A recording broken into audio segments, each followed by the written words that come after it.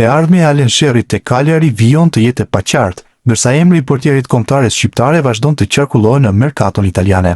Sipas Il Secolo XIX, Spezia po kërkon një portier të ri, pasi pista që qonte te Davide Merelli është komplikuar.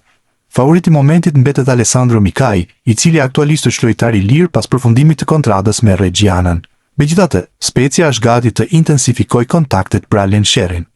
Portieri shqiptar po zhvillon fazën përgatitore me Cagliarin, ndërsa drejtuesit e klubit sart pritet të marrin një vendim për të ardhmen e tij pas ndeshjeve miqësore të verës. Specia e vlerëson Shearin si një profil me eksperiencë dhe cilësi, ndërsa interesimi për gardianin kuqezi mbetet aktiv në pritje të zhvillimeve të ditëve në vijim. Në rast se pista Mikai dështon, Alan Sheari pritet të jetë emri kryesor që synohet për të marrë vendin mes shtyllave të skuadrës ligure që militon në Serie A. Christian Aslani duhet të presë për të mësuar të ardhmen e tij, e cila padyshim do të jetë larg Interit. Zikaltrit nuk e marrin më në konsiderat si pjesë të tyre dhe po mundohen që t'i gjejnë një sistemim, por për momentin ende pa sukses.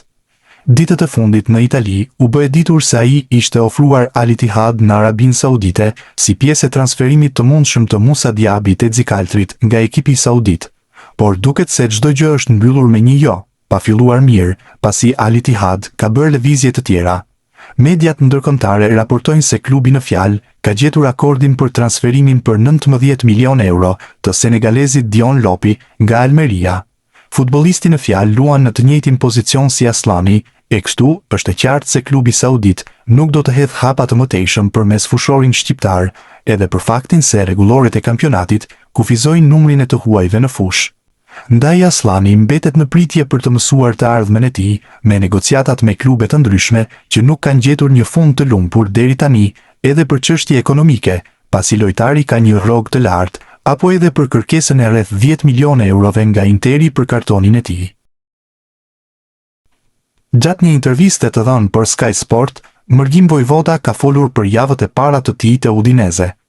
Ish lojtari i Komos ka treguar: "Kam ndjerë një besim të madh nga ana e klubit dhe kjo është shumë e rëndësishme për mua. Jam shumë i lumtur.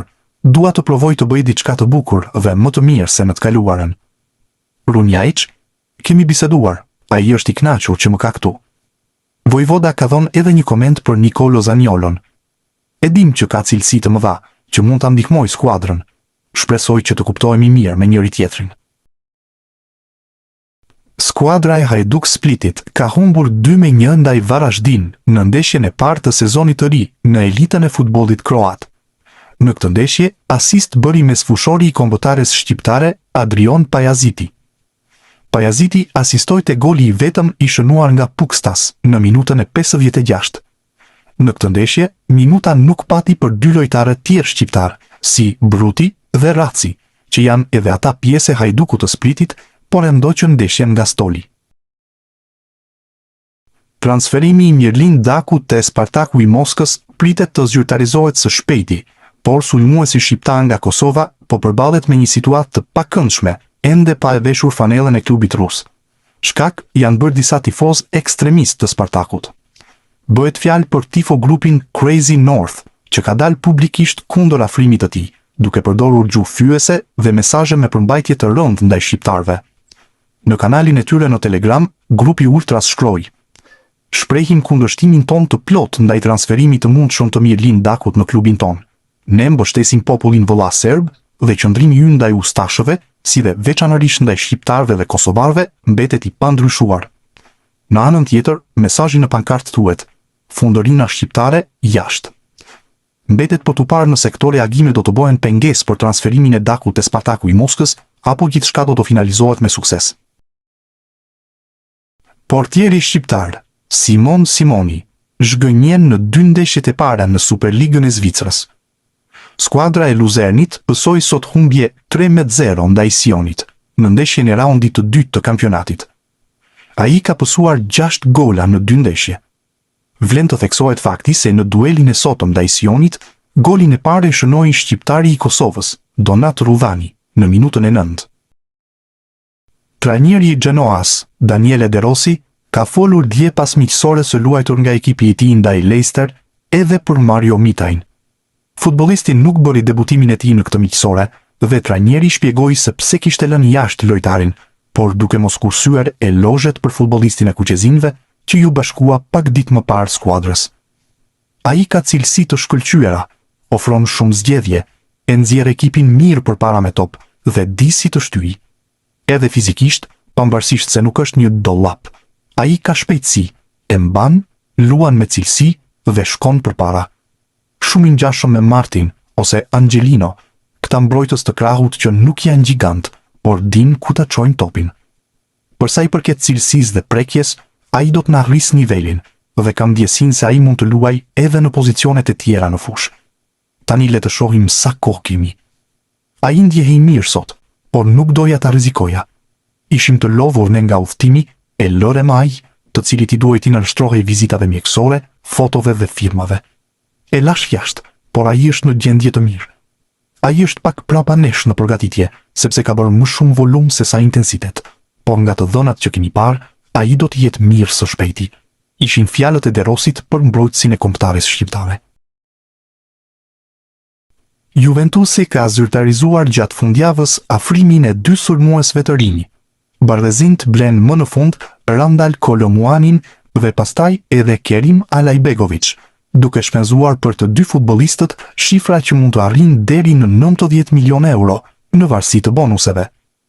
Por ndonse tani më në fund ka sulmuesit që kërkonte në dispozicion, trajneri Luciano Spalletti ka vendosur që të mos heqë dorë nga Armand Durnishi, sulmuesi i talentuar shqiptar, i cili prej 2 vitesh është pjesë e përfaqësueseve të moshave kuqezi, ka qenë që në startin e grumbullimit përgatitor pjesë e lojtarëve në urdhrat e trajnerit. I afruar fillimisht për të bërë numër derisa të plotësohej skuadra, Durnishi ka luajtur rregullisht në miqësore deri tani, pasi Spalletti ka preferuar ta shohë në veprim. Dhe duket se trajneri është bindur nga aftësitë e tij, ndaj ka vendosur ta marrë me vete në turneun që Juventusi do të zhvillojë në Hong Kong dhe Australi. Emri i Durnishit ishte përfshirë në listën e skuadrës që është nisur drejt Hong Kongut, ku të mërkurën Juventusi do të përballet me Chelsea, para se të udhëtojë drejt Australisë, ku do të luajë miqësore me Interin dhe Palermon. Skuadra e Brøndbyt shënoi fitore minimale 1-0 ndaj Viborgjit në ndeshjen e vlefshme për javën e dytë në elitën e futbollit danez. Golin e fitores e shënoi futbollisti shqiptar Olti Hyseni. 19 vjeçari shënoi me kokë në minutën e 80, pak minuta pasi u fut në lojë. Kujtojmë që dje Hyseni u prezantua te skuadra daneze dhe sot shënoi menjëherë gol që ja siguroi 3 pikë skuadrës së tij të re. Ai u bashkua me skuadrën e re nga radhët e danezëve të Sonderjyskes. Sulmuesi Giacomo Vrioni duket se ka rilindur te skuadra austriake e Wolfsberger. 27 vjeçari e nisi kampionatin me dopjet, teksa gjeti i pari rrugën e rjetës në këtë sezon për skuadrën e tij. Futbollisti i kombëtares shqiptare shndroi në gol një 11 metrësh në minutën e 18, duke i dhënë avantazh ekipit të Wolfsberger në përballje ndaj Austrisë së Vjenës. Pjesa e parë u mbyll me rezultatin 1-0. Vrioni nuk u mjaftua me kaq, teksa në minutën e 63 shënoi sërish me penallti, duke u treguar tepër i saktë nga pika e bardhë e 11 metrëshit. Vlen të theksohet fakti se Vrioni arriti të shënonte një numër të konsiderueshëm golash edhe në testet miqësore, duke u shndruar në një bomber të vërtetë.